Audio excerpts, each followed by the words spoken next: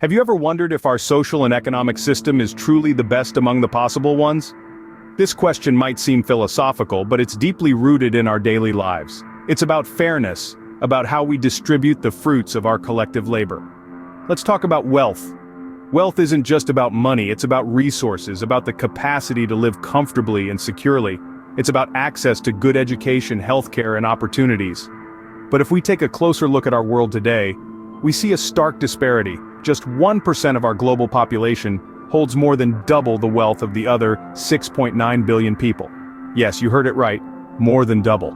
These figures aren't just numbers on a page, they represent real people, real lives. They speak to a stark imbalance in the way our world distributes its resources. They tell us that a tiny fraction of people have access to a lion's share of opportunities, while the vast majority are left grappling for what remains. And what about the 2,153 individuals who possess wealth exceeding that of 4.6 billion people? That's roughly 60% of the planet's inhabitants. Imagine that, such an immense amount of wealth concentrated in the hands of so few. It's like a game of musical chairs where 1% of the players have reserved seats, and the rest of us are left scrambling when the music stops. This isn't just an issue of money, it's an issue of opportunity, of access, of potential unrealized. We often talk about the importance of hard work, of pulling oneself up by the bootstraps. But in a game where the deck is so heavily stacked from the start, we have to ask ourselves, is this truly fair? Can we call this a level playing field?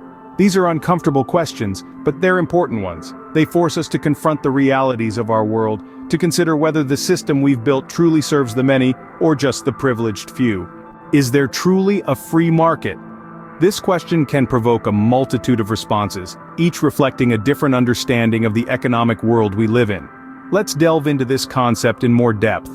Often the idea of free trade is presented as a level playing field, with all businesses having an equal opportunity to succeed. However, the reality is quite different. In every country, an overwhelming 57% of productive export is concentrated in just 1% of the companies. This is a stark contrast to the ideal of a competitive market where success is determined by the value a company provides, rather than its size or influence. This concentration of economic power in the hands of a few creates a ripple effect through our societies. It can lead to an income and wealth disparity, where a tiny fraction of the population controls a significant portion of the resources. This is not just a hypothetical concern, it's a reality that we are living in today, and the gap continues to widen. Moreover, this skewed distribution of wealth and resources can have implications for innovation and competition. With the majority of economic power concentrated in a few entities, smaller businesses and startups may struggle to compete. This can stifle innovation and limit the diversity of products and services available to consumers. Furthermore, those with the most economic power can influence policies and regulations in their favor, further entrenching their position and hindering fair competition. This situation raises questions about the validity of our current economic model and whether it truly serves the interests of the majority. So, when we talk about free trade and the free market, we must ask ourselves, who is it really free for? Is it free for the small businesses struggling to compete, or is it free for the 1% who dominate the market? Does this concentration of wealth in a handful of companies truly represent a free market? Or is it perhaps an illusion that masks the reality of economic disparities and the concentration of power in our global economy? Produce, consume, and run out? This phrase encapsulates the dilemma faced by our global society today. We're living in an era of overconsumption, where the demand for natural resources far exceeds the Earth's capacity to regenerate them within the same year. This is a concept known as Earth Overshoot Day. Each year, this day arrives sooner, indicating that we're accelerating our consumption of the Earth's resources. When we reach Earth Overshoot Day, we're effectively borrowing from future years, depleting resources that will not be replenished in time for future generations to use. This is not a sustainable model, and it's creating an ecological debt that will be inherited by our children and their children after them. The implications are stark. Continued overconsumption could lead to resource scarcity, affecting everything from food and water supplies to energy production. It could exacerbate social and economic inequality, as competition for dwindling resources intensifies. And it could disrupt ecosystems, leading to loss of biodiversity and accelerating climate change. But it's not only about the physical resources we're consuming, it's also about the waste we're producing. Every product we consume comes with a waste footprint. When we overconsume, we also overproduce waste, which can pollute our land, air, and water, further exacerbating environmental degradation. This is a cycle we need to break. We need to shift from a linear economy where we extract, produce, consume, and dispose, to a circular economy where resources are reused and recycled, waste is minimized, and value is created in a sustainable way. In a circular economy, products are designed to be durable, repairable, and recyclable. And waste is seen not as a problem, but as a resource. It's a system that mimics nature, where there's no such thing as waste, and everything is part of a continuous cycle of growth, decay, and regeneration. The transition won't be easy. It will require systemic changes in the way we produce and consume, and it will require the cooperation of all sectors of society. But the alternative is to continue on our current path, depleting our planet's resources and leaving a sustainability debt for future generations. So we must ask ourselves, are we accumulating a sustainability debt for future generations?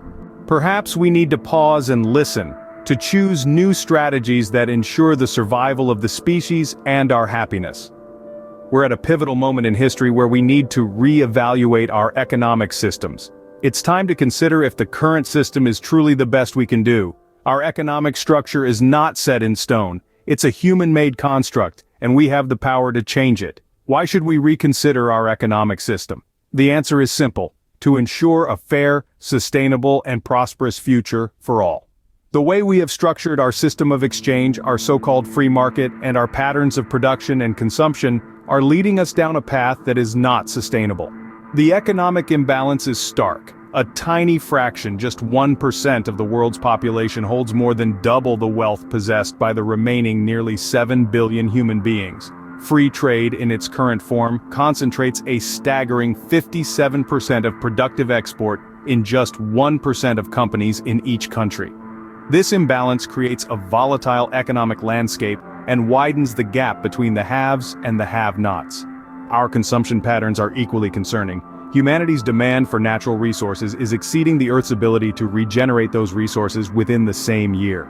This overconsumption is creating a sustainability debt for future generations. It's high time we started listening to the experts, to the planet, and to each other. We need to take heed of the warning signs and choose new strategies that will steer us towards a sustainable and fair future. These strategies could include measures to redistribute wealth more fairly, to regulate the free market more effectively, to encourage sustainable consumption, and to develop alternative currencies that serve local communities better. In essence, we need to construct an economic system that is not just about making profits, but also about ensuring the survival of our species and our collective happiness. Could our happiness and survival depend on choosing new economic strategies? The answer, it seems, is a resounding yes. Why and how to build a local complementary currency? Let's dive into the concept of a local complementary currency. It's a type of currency that is not national or global, but is used within a specific community or region. Unlike the mainstream monetary system, where the currency is uniform across the country, local complementary currencies are unique to their areas, reflecting local values and economic conditions. So, how do they work? Well, local complementary currencies are typically issued by a local organization or group of people who agree to use it as a form of exchange. The value of this currency can be tied to the national currency, or it could be based on a different measure of value, such as hours of labor or quantities of a specific resource. Now, why would anyone want to use a local complementary currency? The beauty of these currencies is that they keep wealth circulating within the local community. They encourage local trade and production, fostering stronger relationships between local businesses and consumers. This ultimately leads to a more sustainable and resilient local economy. Moreover, local complementary currencies can offer a means to address social and economic inequalities. They can be designed to promote certain behaviors or to support disadvantaged groups. For instance, a local currency could offer additional value when spent on locally produced or environmentally friendly goods, or it could be distributed as a form of basic income to those in need. Building a local complementary currency is no small task. It requires careful planning, widespread community support, and a robust system for managing the issuance and exchange of the currency. But the potential benefits, stronger local economies, greater economic equality, and more sustainable consumption patterns, make it a strategy worth considering. Might a local complementary currency be one of the new strategies we need to consider?